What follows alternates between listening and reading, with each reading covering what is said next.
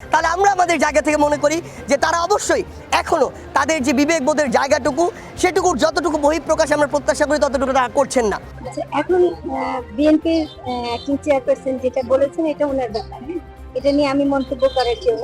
বিগত স্বৈরাচারী সরকার আর এই সরকারের মধ্যে পার্থক্য কোথায় এটাই সরকারকে বলতে হবে।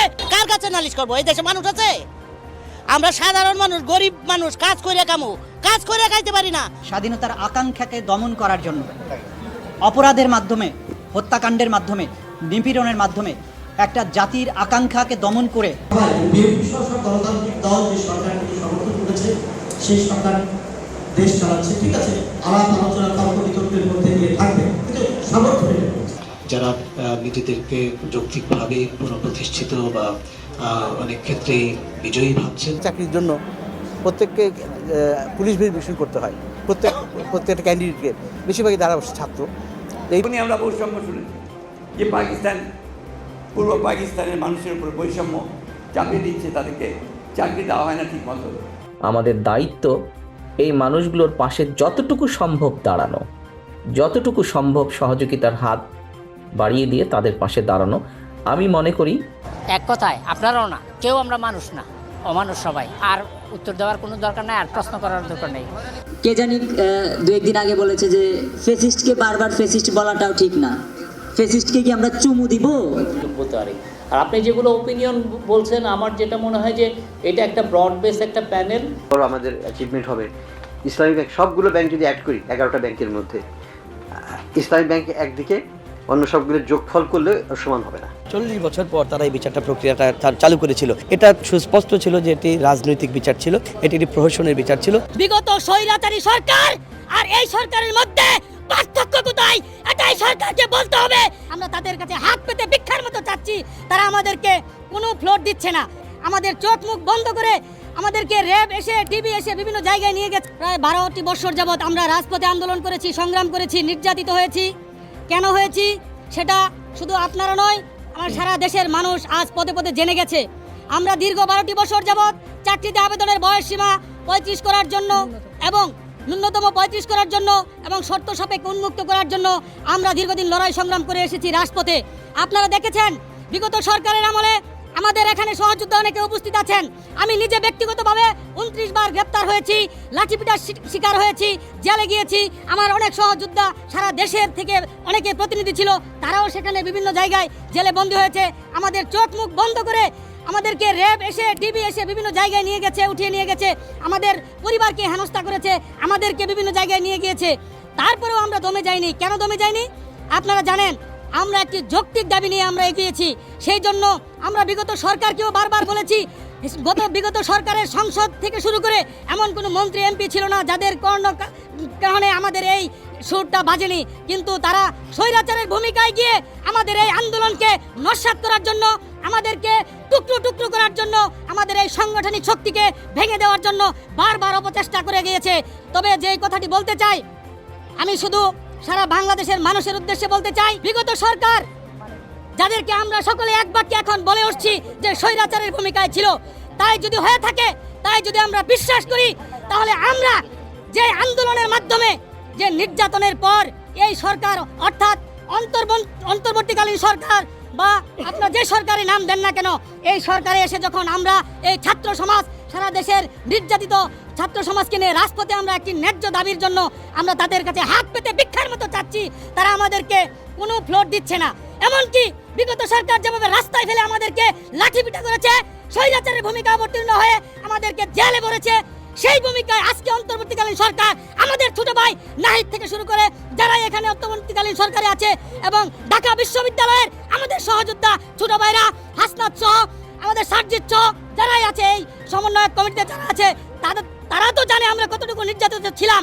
এখন বাংলাদেশের যে কোনো রাজনৈতিক দল যদি তাদের জায়গা থেকে মনে করে এই ধ্বংস নির্বাচন ব্যবস্থা, আইন শৃঙ্খলা ব্যবস্থা, বিচার ব্যবস্থা সহ বাংলাদেশের অন্যান্য যে গুরুত্বপূর্ণ ব্যবস্থাগুলো রয়েছে এগুলো 6 মাসে সংস্কার করা সম্ভব, তাহলে আমরা আমাদের জায়গা থেকে মনে করি যে তারা অবশ্যই এখনো তাদের যে বিবেকবোধের জায়গাটুকু সেটুকুর যতটুকু বহিঃপ্রকাশ আমরা প্রত্যাশা করি ততটুকু তারা করছেন না।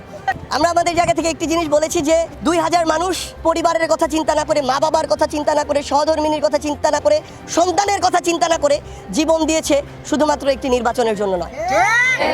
শুধুমাত্র একটি নির্বাচনের জন্য যদি এমন কিছু হতো তাহলে বিগত 16 বছরে এই শুধুমাত্র নির্বাচনের জন্য সকল মানুষ একসাথে রাজপথে নেমে যেত। এই মানুষ একসাথে নেমেছে যখন খুনি শেখ হাসিনার করাপ্টেড প্রত্যেকটি সিস্টেম ধ্বংস হয়ে গিয়েছিল এবং মানুষ প্রত্যেকটি জায়গায় গিয়ে নিজের সাধারণ যে মৌলিক অধিকারগুলো সেই অধিকার থেকে বঞ্চিত হচ্ছিল। প্রত্যেকটি সাধারণ মানুষের যখন সাধারণ একটি সেবা পেতে দেয়ালে পিঠ থেকে যাচ্ছিল, মানুষকে টাকা দিতে হতো, সিন্ডিকেটের কাছে জিম্মি হতে হতো, তখন এই সামগ্রিক সিস্টেমগুলোর বিরুদ্ধে মানুষ, ছাত্র জনতা একসাথে ঐক্যবদ্ধ হয়ে রাজপথে নেমেছিল। তাহলে এই অভ্যুত্থানের একটি ন্যূনতম ডিমান্ড হচ্ছে ওই ধ্বংস হওয়া সিস্টেমগুলোর মিনিমাম একটি সংস্কার করা। এখন বাংলাদেশের যে কোনো রাজনৈতিক দল যদি তাদের জায়গা থেকে মনে করে এই ধ্বংস হওয়া নির্বাচন ব্যবস্থা, আইন শৃঙ্খলা ব্যবস্থা, বিচার ব্যবস্থা সহ বাংলাদেশের অন্যান্য যে গুরুত্বপূর্ণ ব্যবস্থাগুলো রয়েছে এগুলো 6 মাসে সংস্কার করা সম্ভব, তাহলে আমরা আমাদের জায়গা থেকে মনে করি যে তারা অবশ্যই এখনো তাদের যে বিবেকবোধের জায়গাটুকু সেটুকুর যতটুকু বহিঃপ্রকাশ আমরা প্রত্যাশা করি ততটুকু তারা করছেন না। এটুকু তারা তাদের জায়গা থেকে করেননি বলেই 16 বছরে যেই সমাধানটি রাজনৈতিকভাবে হওয়া দরকার ছিল, যেই খুনি হাসিনার পতন রাজনৈতিকভাবে হওয়া দরকার ছিল, সেই খুনি হাসিনার পতন হয়েছে ছাত্র জনতার এই আন্দোলনের মধ্য দিয়ে। আমরা আমাদের জায়গা থেকে মনে করি আমরা এই অন্তর্বর্তীকালীন সরকারকে 3, 4, 5 বছরও ক্ষমতায় থাকার কথা বলছি না, কিন্তু কেউ যদি বলে 6 মাস, এর মতো অযৌক্তিক কোনো কথা আর হতে পারে না। আমার একটি নির্বাচন সুষ্ঠু হওয়ার জন্য শুধু কি একটি নির্বাচন কমিশন দরকার? এই নির্বাচন ব্যবস্থাকে কেন্দ্র করে আমার একটি স্বচ্ছ আইন শৃঙ্খলা রক্ষাকারী বাহিনী দরকার যে তার দায়িত্বগুলো ঠিকমতো পালন করবে। সেই জায়গায় যদি কোনো অপকর্ম হয়, কেউ যদি ক্ষমতার অপব্যবহার করে, তাদেরকে বিচারের আওতায় আনার জন্য আমার একটি বিচার ব্যবস্থা দরকার। এবং এই সামগ্রিক বিষয়গুলোর জন্য আমার দেশের মানুষ এখন দ্রব্যমূল্য নিয়ে কিংবা বাজারে গেলে ঠিকমতো কেনাকাটা করতে পারে না। 40 বছর পর তারা এই বিচারটা প্রক্রিয়াটা চালু করেছিল। এটা সুস্পষ্ট ছিল যে এটি রাজনৈতিক বিচার ছিল, এটি একটি প্রহসনের বিচার ছিল, বাংলাদেশ থেকে ইসলামী আন্দোলন এবং ইসলামী আন্দোলন নেতৃবৃন্দকে নিঃশেষ করার একটা বিচার ছিল, যে কারণে আমরা বলেছিলাম এই বিচারটা হতে পারে না। বাট এখন যে বিচারটা হচ্ছে এটা তো চোখে দেখা সাক্ষী আছে, এমনকি আপনি আমার ইন্টারভিউ নিচ্ছেন, আপনি নিজেও অসংখ্য হত্যা হতে দেখেছেন। তো এই সমস্ত চোখে দেখার সাক্ষীর বিনিময়ে আজকের এই বিচার, সুতরাং এখানে ন্যায় বিচার প্রতিষ্ঠা হবে, এটাই প্রত্যাশা। আসলে তো আমি আজকে ইতিহাসের একটি অংশ হয়ে গেলাম। যে ট্রাইব্যুনালে বসে নিরীহ নির্দোষ মানুষদেরকে অন্যায় আদেশের মাধ্যমে হত্যা করা হয়েছিল, আজকে সেই ট্রাইব্যুনালে আমি এসেছি এটা দেখার জন্য যে কিভাবে ন্যায় প্রতিষ্ঠিত হয়। আর এখানে তো আপনি বলছেন আওয়ামী লীগের হ্যাভিওয়েট নেতা, আমি তাদেরকে আওয়ামী লীগের হ্যাভিওয়েট নেতা বলছি না, এরা আওয়ামী লীগের হ্যাভিওয়েট সন্ত্রাসী। এই সমস্ত সন্ত্রাসীরাই বাংলাদেশকে বিভাজনের রাজনীতি করেছে, বাংলাদেশকে ধ্বংস করেছে, অর্থনীতিকে ধ্বংস করেছে, রাজনীতিকে ধ্বংস করেছে। সুতরাং সেই সমস্ত হ্যাভিওয়েট সন্ত্রাসীদের বিচার হচ্ছে, এই বিচার দেখার জন্য এসেছি এবং আমি বিশ্বাস করি যে এই ট্রাইব্যুনালে ন্যায় বিচার প্রতিষ্ঠিত হবে, কারণ এখানে কোনো শোনা সাক্ষী নেই, এখানে সব দেখা সাক্ষী, চোখে দেখা সাক্ষীর বিনিময়ে আজকে এখানে ন্যায় বিচার প্রতিষ্ঠিত হবে, এটাই বিশ্বাস করছি। নিশ্চয়ই ন্যায় বিচার হয়নি, কারণ সেখানে কোনো চোখে দেখা সাক্ষী ছিল না, সেখানে সরকারের কাছে কোনো অকাট্য দলিল ছিল না, এভিডেন্স ছিল না, তাদের কাছে সব ছিল শোনা সাক্ষী। তো শোনা সাক্ষীর ভিত্তিতে 50 বছর আগের বিচার কিভাবে সংগঠিত হতে পারে? এটা তো একটি রাজনৈতিক বিচার ছিল, প্রহসনের বিচার ছিল, একটি পার্শ্ববর্তী একটি দেশের নির্দেশে বিচার ছিল। সুতরাং ওটা ন্যায় বিচার প্রতিষ্ঠার কোনো সুযোগই তো ছিল না। আসামিরা নিশ্চয়ই আসামিরা ন্যায় বিচার পাবে, এই অর্থে আমি বিশ্বাস করি। আমাদের প্রতি যেভাবে জুলুম করা হয়েছে, এখন সেই জুলুমটা করা হবে না বলে আমি মনে করি। কীরকম? যে আমাদেরকে সাক্ষী গ্রহণের ক্ষেত্রে আমাদের সাক্ষী সংখ্যা নির্ধারণ করে দেওয়া হয়েছিল। তারা সাক্ষ্য দিয়েছিল 46 জন, আমাদেরকে দিতে দেওয়া হয়েছে 13 জন। আদালত প্রাঙ্গণ থেকে আমাদের সাক্ষীকে অপহরণ করা হয়েছিল, এখান থেকে ওদের কোনো সাক্ষীকে অপহরণ করা হবে না। আমাদের বিরুদ্ধে মিথ্যা সমস্ত ডকুমেন্ট তৈরি করা হয়েছিল, আশা করি সেটা এখানে হওয়ার কোনো সম্ভাবনা নেই। এরপরে আমাদের সেফ হাউস কেলেঙ্কারির কথা আপনারা সবাই জানেন, যেখানে সাক্ষীদেরকে ট্রেন্ড আপ করা হতো, এখানে সাক্ষীদেরকে ট্রেন্ড আপ করা হবে না। সুতরাং আমাদের প্রতি যেরকম জুলুম করা হয়েছে ওদের প্রতি সেই জুলুম করা হবে না। আমি কোনো আক্ষেপ বা প্রতিশোধের জায়গা থেকে আসিনি, আমি ইতিহাসের অংশ হতে এসেছি। আজকে একটা ইতিহাস সৃষ্টি হচ্ছে, এটা বাংলাদেশের জন্য না, সারা পৃথিবীর জন্য। জুলুম করে ছাড় পাওয়া যায় না, এটা আজকে তার প্রতিষ্ঠিত হচ্ছে, আজকে এটা প্রমাণিত হচ্ছে। আমি সেই জায়গা থেকে আজকে এই ন্যায় বিচার প্রতিষ্ঠিত হতে যাচ্ছে, এটা দেখার জন্য এসেছি। এখন বিএনপির অ্যাক্টিং চেয়ারপারসন যেটা বলেছেন এটা ওনার ব্যাপার, এটা নিয়ে আমি মন্তব্য করার জন্য। তবে শুধু এটুকু বলতে পারি যে অন্তর্বর্তী সরকার মানে একটা ছাত্র জনতার রক্তের উপর দিয়ে গঠিত একটা সরকার, হ্যাঁ, কাজে এটা নিয়ে আমরা হেলাফেলা করতে পারি না। আমাদের কিছু দায়িত্ব আছে, যে দায়িত্বগুলো একটা জনগণের নির্বাচিত প্রতিনিধির হাতে যেন একটা ভালো সরকার গঠিত হতে পারে, সেরকম একটা পরিবেশ তৈরি করার মতো কিছু সংস্কার করা। তো সেটা আমরা করার জন্য নিজেদের মতো ইচ্ছা মতো কিছু করছি, এটা উনি যদি বলে থাকেন এটা ওনার ব্যাপার, কিন্তু আমরা নিজেদের মতো কিছু করছি না। আমরা একটা সুন্দর বাংলাদেশের জন্য যতটুকু সংস্কার করা যায়, একটা নির্বাচিত সরকারের হাতে তুলে দেওয়া যায়, সেটাই আমরা চেষ্টা করছি। বারবার মনে হয় যে মানে এই সরকার থাকুক, আপনারা চান না, কিন্তু আসলে আমি মনে করি এই সরকার একমাত্র আছে, একমাত্র, আমি একটু পরিষ্কার করতে চাই, একমাত্র আছে এই যে জুলাই বিপ্লবের পরে যে নতুন বাংলাদেশ গঠিত হয়েছে, এটা যেন পূর্বের অবস্থায় ফিরে না যায়।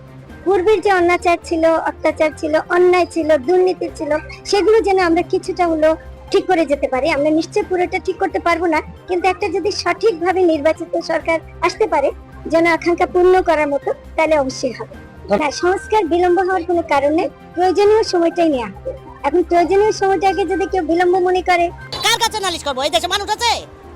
আমরা সাধারণ মানুষ, গরিব মানুষ, কাজ করে কামু, কাজ করে খাইতে পারি না, রাস্তাঘাটে চলতে পারি না, পেটে ভাত নাই, রাস্তাঘাটে গাড়ি নাই, আমরা কোন দিকে যাব বাবা?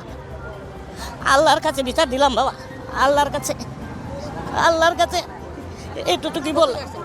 আমি এয়ারপোর্ট থেকে আটকে আসছি, আমার হাতে যন্ত্রের ব্যাগ, আমার হার্টের সমস্যা, কার কাছে বিচার দিব?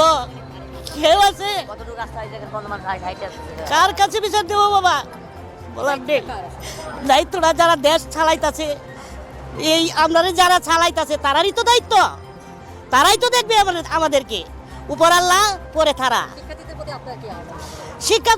শিক্ষার্থীরা তো যা করতেছে করতেই আছে, শিক্ষার্থীদের জন্য তো আজকে অত বুকডি। বাইরে নামক, সরকারের ধরক, আমরা ধরতে পারবো সরকারের, শিক্ষার্থীরা ধরতে পারবে না। টঙ্গী থেকে আমি হেঁটে আসতে হয়েছে, কারণ এই জ্যামটা টঙ্গী ছাড়া গেছে, এবং আমি আসার পথে দেখছি অনেক অ্যাম্বুলেন্স লেন পাচ্ছে না, তারা কিভাবে যাবে, মাঝখানে পড়ে আছে, ভিতরে যাত্রী মুমূর্ষু জাগিয়ে অক্সিজেন দেওয়া, এবং অনেকে ফ্লাইট মিস করছে এই জ্যামের কারণে, তারা হচ্ছে এয়ারপোর্টে রিচ করতে পারেনি। তাছাড়াও অনেক মুরব্বী যারা অনেক ব্যাগ নিয়ে হাঁটতে পারছে না, সদরঘাট যাবে, লঞ্চ ধরবে, তারা এখানে মুরব্বীরা না মানে কি বিক্ষুব্ধ হচ্ছে যে এই ছাত্রদের একজনের জন্য, শুধু একটা ইউনিভার্সিটির জন্য সকল স্টুডেন্টদেরকে মানুষ হচ্ছে অবজ্ঞা করছে, বলতেছে যে স্টুডেন্টরা বাইরে গেছে, এরকম একটা কথা বলতেছে সবাই। ঠিক আছে, আর আমি মনে করি এই যা দাবি তারা আরেকটু শান্তভাবে করতে পারতো, বা যে কোনোভাবে আরও প্রচেষ্টা করতে পারতো। হ্যাঁ, এইভাবে মানুষকে ছুরি ধরে গলা এভাবে দাবি আদায়, এটা যৌক্তিক নাই মনে করি। আমি ন্যাশনাল ইউনিভার্সিটি আন্ডারে খিলগাঁও মডেল কলেজ, তবে হ্যাঁ, যদি মানে জাতীয় বিশ্ববিদ্যালয় করা হয়, তাহলে আরও যেটা 6 কলেজ আছে তাদেরকে জাতীয় বিশ্ববিদ্যালয় বিশ্ববিদ্যালয় করতে হবে। প্রথমবারের মতো বাংলাদেশের এই যে বিগত সরকারের ক্ষমতাসীন যারা ব্যক্তি ছিলেন, মন্ত্রী পরিষদের সদস্য ছিলেন, আওয়ামী লীগের বিভিন্ন পর্যায়ের নেতা ছিলেন, 14 দলের নেতারা ছিলেন, ক্যাবিনেট পার্লামেন্টের বিভিন্ন পর্যায়ের নেতা ছিলেন, সেক্রেটারি ছিলেন, এমন ব্যক্তিবর্গদের মধ্যে আজকে মোট 13 জনকে আদালতে হাজির করা হয়েছিল। আজকের দিনটা বাংলাদেশের এবং স্বৈরাচারী হবেন তাদের জন্য একটা শিক্ষার দিন।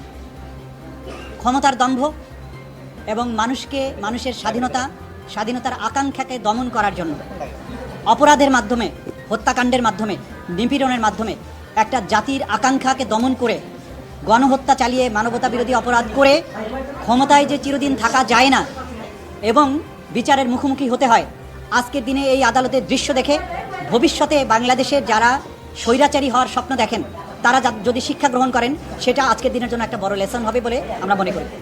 আজকে এই আন্তর্জাতিক অপরাধ ট্রাইব্যুনালে বিগত সরকারের আমলের 13 জন ক্ষমতাশালী ব্যক্তিকে হাজির করা হয়েছিল, যাদের বিরুদ্ধে জুলাই এবং আগস্টের যে মানবতা বিরোধী অপরাধ, গণহত্যা এবং অন্যান্য অপরাধ যেগুলো আন্তর্জাতিক আইনের অপরাধ, সেগুলো সংগঠনের দায়ে তাদেরকে উপস্থিত করা হয়েছিল।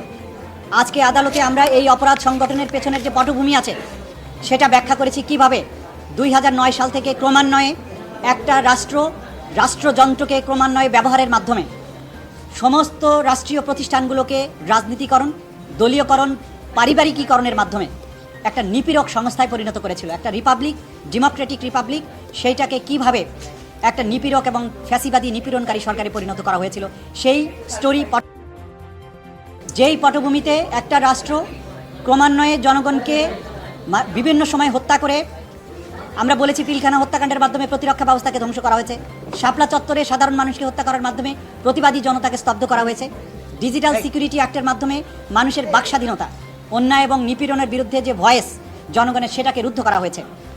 এভাবে একের পর এক গণতান্ত্রিক প্রতিষ্ঠানগুলো ধ্বংস করেছে, নির্বাচন ব্যবস্থাকে ধ্বংস করেছে, শুধুমাত্র একজন ব্যক্তি বা তার পরিবারকে ক্ষমতায় রাখার উদ্দেশ্যে। এটা একটা রাষ্ট্রের যে চেতনা, সেইটার বিরুদ্ধে তারা অবস্থান নিয়েছিলেন, এবং সেটা করতে গিয়ে আজকে প্রধান আসামি ছিলেন শেখ হাসিনা, শুধুমাত্র তাকে রক্ষা করা এবং তাকে ক্ষমতা রাখার জন্য। এবং এই সমস্ত অপরাধের সবচাইতে বড় দায় হচ্ছে এবং নির্দেশে তাকে ক্ষমতায় রাখার উদ্দেশ্য বাস্তবায়নের জন্য আজকে বাকি যে 13 জনকে উপস্থিত করা হয়েছিল। বিএনপি সহ গণতান্ত্রিক দল যে সরকারকে সমর্থন করেছে সেই সরকার দেশ চালাচ্ছে, ঠিক আছে, আলাপ আলোচনা তর্ক বিতর্কের মধ্যে দিয়ে থাকবে, কিন্তু সমর্থন এটা করছে। কিন্তু আজকে গতকালকে আন্তর্জাতিক একটি গণমাধ্যমে যে কথাটি বলেছে প্রধান উপদেষ্টা, এইখানে কিন্তু একটা বড় ধরনের প্রশ্ন মানে আমাকে সবসময় আমার মনে করতে থাকে। 4 বছর লাগবে সংস্কার করতে, কেন? সংস্কার তো যুগে যুগে বিপ্লব আন্দোলনের নেতৃত্ব দিয়েছে মানে পলিটিক্যাল পার্টি তৈরি করেছে, কনস্টিটিউশন, পার্লামেন্ট। এটা তো আমরা ইউরোপের ইতিহাসে দেখছি, সেই 1250 সাল থেকে এখন পর্যন্ত। এটা তো রাজনীতিবিদদের অবদান। সেই ক্ষেত্রে বলা হয়েছে ঠিক আছে, এখানকার যারা সুশীল সমাজ, বিজ্ঞ সমাজ বা অন্তর্বর্তীকালীন যে সরকার, তারা একটা পরামর্শ দিয়ে সংস্কার, কিন্তু এই সংস্কার বাস্তবায়ন করতে কি বলেছে 4 বছর লাগবে। যে মানে অবাধ সুষ্ঠু নির্বাচনের জন্য আমাদের লড়াই, যে কথা বলার স্বাধীনতার জন্য আমাদের লড়াই, যে বাচ্চারা আছে যাদের 20, 22, 25 বছর বয়স, যারা ভোট দিতেই পারেনি, ভোট দেওয়াই জানে না, তারা আর কতদিন বঞ্চিত হবে? এটা তো অন্তর্বর্তীকালীন সরকার হবে গণতন্ত্রের প্রতি, গণতন্ত্রের মডেল। তারা সেটি না করে এই যে প্রলম্বিত করা এক ধরনের আমার মনে হচ্ছে কোথাও যেন একটা কোনো জটিলতা হচ্ছে, যেখানে মানে গণতন্ত্র চর্চা এবং রাষ্ট্রের গণতান্ত্রিক বিকাশ গড়ে তোলার ক্ষেত্রে কোথাও কোনো সমস্যা হচ্ছে। না হলে এই কথাটি উনি কেন বলছেন, কেন তিনি এত মানে লম্বা সময়ের কথা বলছেন? কিন্তু লম্বা সময়ের কথা নয়, সরকারের মধ্যেই কোথাও কোনো জায়গায় ঘাপলা আছে। সরকারের মধ্যে কেউ নানা ধরনের কোনো মানে কি বলবো কোনো মাস্টার প্ল্যান আছেন কিনা, এইটা আমাদেরকে মানে ভাবিয়ে দিচ্ছে। তাদের পরিবার রয়ে গিয়েছে, তাদের পরিবারের সদস্যরা এখনো আছেন, যারা বিভিন্নভাবে আহত হয়েছেন, পঙ্গুত্ব বরণ করেছেন, ক্ষতিগ্রস্ত হয়েছেন শারীরিকভাবে বা অন্যান্যভাবে, তারা সহ শহীদ যারা হয়েছে তাদের পরিবারের পাশে কতটুকু দাঁড়ানো যাবে বলতে পারবো না। কিন্তু আমি মনে করি তারা দেশের জন্য, আমরা যারা আছি আমাদের জন্য তারা যে আত্মত্যাগ করেছেন, আমাদের কর্তব্য, আমাদের দায়িত্ব এই মানুষগুলোর পাশে যতটুকু সম্ভব দাঁড়ানো, যতটুকু সম্ভব সহযোগিতার হাত বাড়িয়ে দিয়ে তাদের পাশে দাঁড়ানো। আমি মনে করি দলমত নির্বিশেষে আমাদের সকলের এটি দায়িত্ব। স্বৈরাচার আন্দোলনে কয়েকজনকে যারা মাঠে ছিলেন, এরকম কয়েকজন মানুষকে আমরা সহযোগিতার জন্য চেষ্টা করছি।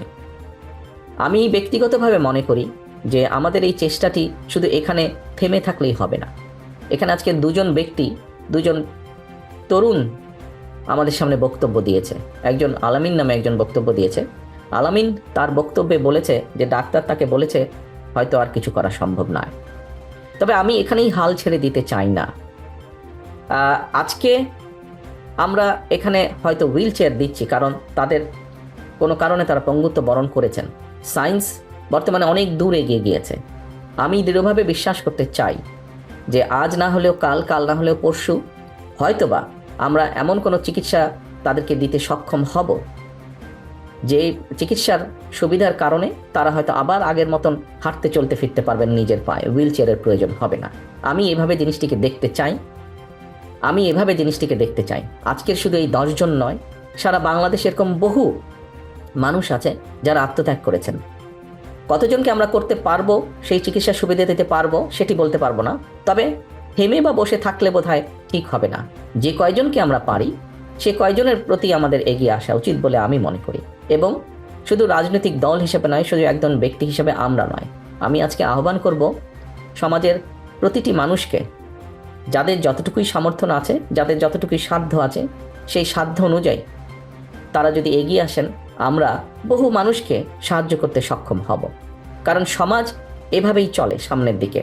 একজন বিএনপি সরকার এলে 24-এর শহীদদের নামে রাষ্ট্রীয় প্রতিষ্ঠান নামকরণ হবে বললেন তারেক রহমান। বিএনপির ভারপ্রাপ্ত চেয়ারম্যান তারেক রহমান বলেছেন, ভবিষ্যতে জনগণের সমর্থন নিয়ে বিএনপি সরকার গঠন সক্ষম হলে 24-এর জুলাই আগস্টের গণ অভ্যুত্থানের শহীদদের নামে রাষ্ট্রীয় প্রতিষ্ঠানগুলোর নাম করার প্রস্তাব করবে। সোমবার জাতীয় প্রেস ক্লাবে এক অনুষ্ঠানে লন্ডন থেকে ভার্চুয়ালি যুক্ত হয়ে কথা জানান তিনি। 24-এর গণ আন্দোলনের পঙ্গুত্ব বরণ ছাত্র জনতা ও দুর্ধস্তর মধ্যে আমরা বিএনপি পরিবার পক্ষ থেকে হুইল চেয়ার বিতরণ করা হয়। তারেক রহমান বলেন, যারা ক্ষতিগ্রস্ত হয়েছে তাদের আমরা কতটুকু সহযোগিতা করতে পারবো জানি না, তবে আহতদের মধ্যে যাদের সহযোগিতার হাত বাড়িয়ে দিলে কিছুটা হলেও সুস্থ হয়ে উঠবে সেই প্রচেষ্টা আমরা গ্রহণ করব। আমরা আহতদের মধ্যে কিছু হুইল চেয়ার দিয়েছি, তবে আমি বিশ্বাস করি বিজ্ঞান যেভাবে উন্নতি করছে ভবিষ্যতে এই আহতরা নিজেদের পায়ে দাঁড়াবে, চলাফেরা করতে পারবে, তাই এদের হুইল চেয়ার দরকার হবে না। বিএনপির ভারপ্রাপ্ত চেয়ারম্যান বলেন, শুধু জুলাই আগস্টের আন্দোলনে আহত নয়, যারা জন্মগত পঙ্গু